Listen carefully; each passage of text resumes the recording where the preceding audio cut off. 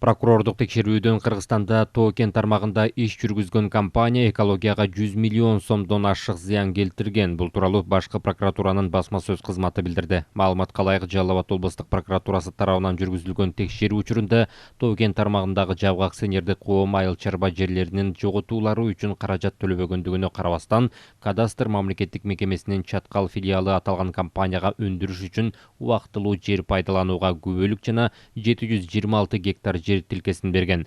Аны менен катар өкмөттүн 2016 жылдын 5 январындагы токтому менен бекитилген айыл чарба жерлерин которууда айыл чарба өндүрүшүнүн жоготууларынын ордун толтуруу наркынын ченемдерин бузуу менен кадастр мамлекеттик мекемесинин жогорудагы филиалы тарабынан жоготуулар менен алынбай калган пайда 4 миллион 624 миң 620 сом деп эсептелинген.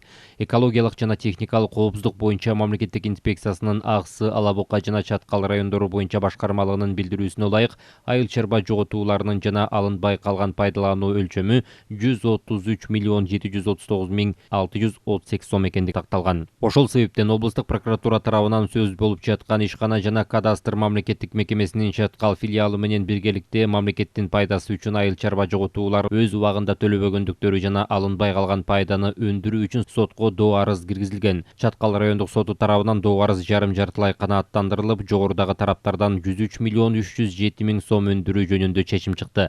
Белгилей кетсек, жер кодексине ылайык айыл чарбасын жана токой чарба өндүрүшүнүн жоготууларынын ордун толтуруунун наркы белгиленген тартипте укук ырастоочу документтерди бергенге чейин жер казынасын пайдалануучу тарабынан төлөнөт.